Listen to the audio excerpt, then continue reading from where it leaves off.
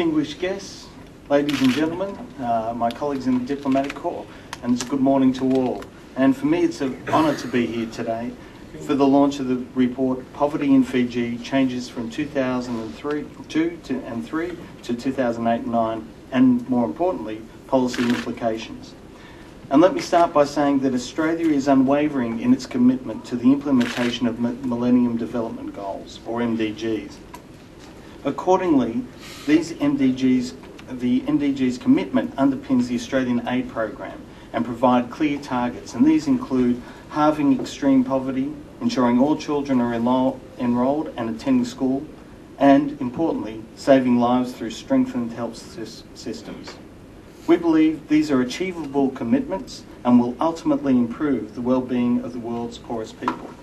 I therefore would like to congratulate Professor Warden-Narsi and the Fiji Bureau of Statistics for finalising this important report. And we believe it will become a critical source of information that will help guide the future design of poverty alleviating policies and interventions. Let me add here that global poverty is a scourge that prevents development. Based on extensive work and research carried out by renowned institutions like the World Bank, we know that globally, more than 1 billion people live on less than $1 a day.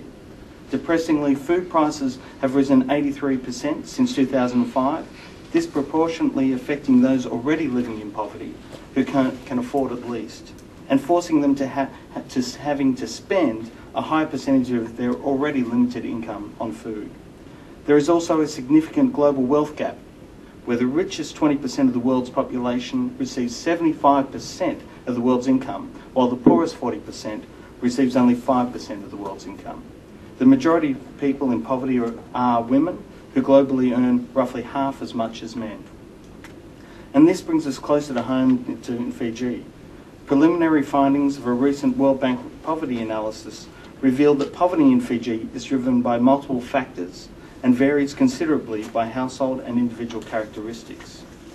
Of these characteristics, old age, the number of children in the family, the education and employment of household heads largely determine both wealth and poverty. It is evident that larger households, particularly households with large numbers of children and with elderly family members, are more susceptible to being poor. According to the expenditure-based estimates, it was determined that in 2008 and 2009, just over a third of Fijian population lived in poverty.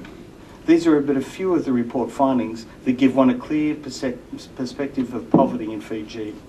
But what we also know is that every Fijian, man, woman and child, deserve an opportunity to live a quality of life that allows them to realise their full potential. It is their fundamental human right. So how is Australia assisting in alleviating poverty in Fiji?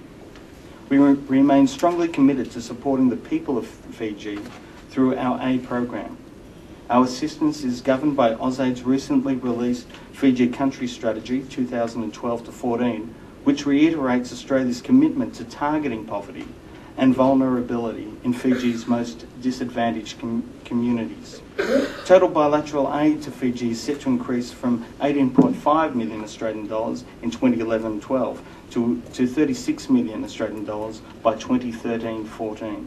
This increase in funding will allow Australia to focus on the rural poor and continue to support health and education programs. AusAid has identified 3 development outcomes for its bilateral program.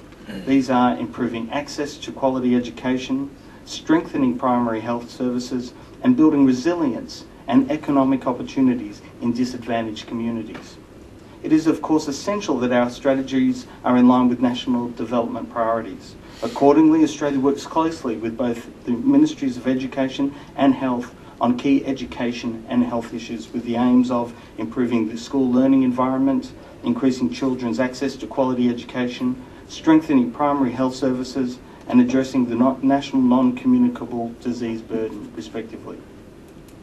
But good development plans require good research to ensure interventions achieve progress towards the MDGs. The work of the Fiji Bureau of Statistics is critical to the accurate measurement of this progress. Australia is pleased to have been able to support the Bureau to release important previous publications, including Gender Issues in Employment and Incomes, 2008 to 9 Household Income and Expenditure Surveys, poverty trends, profiles, and small area estimation poverty maps in the Republic of Fiji 2003-9, which was in collaboration with the World Bank, and now, of course, this report.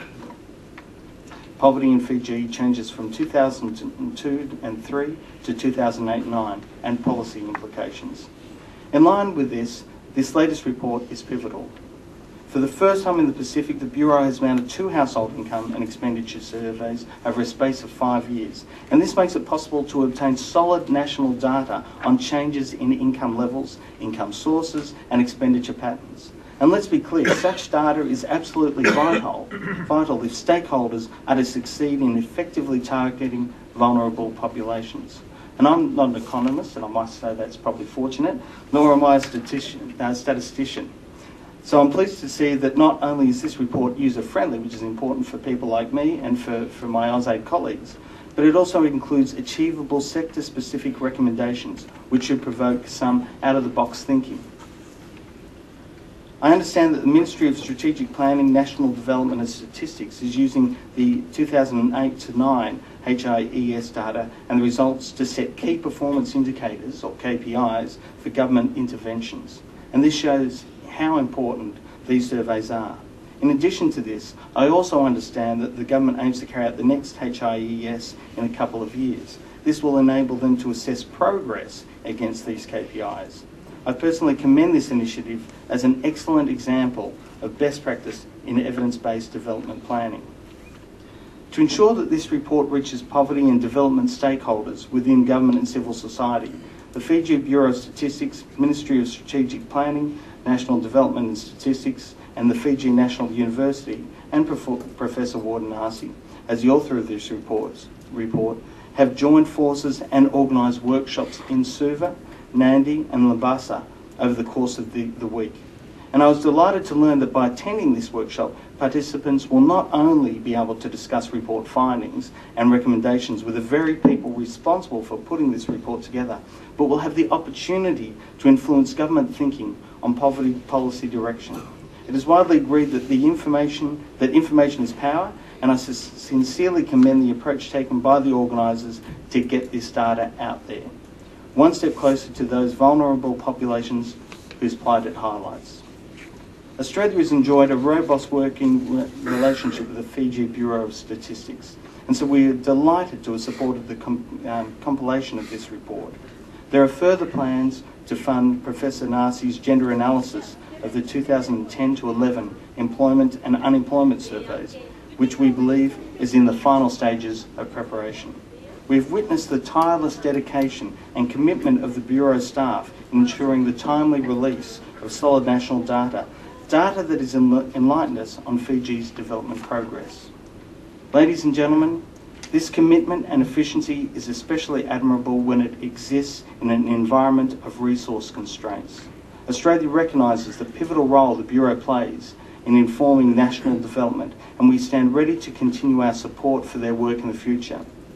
On behalf of the Australian Government, I would like to congratulate the Fiji Bureau of Statistics on the release of the report entitled Poverty in Fiji, Changes from 2002-3 to 2008-9 and Policy Implications.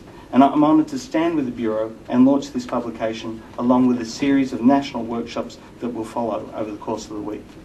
Vinaka Vakalavu, thank you.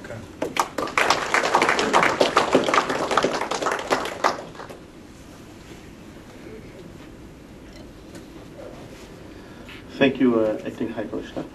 Ladies and gentlemen, we'll take about 5 minutes break to set up the podium for the next session, Session 1.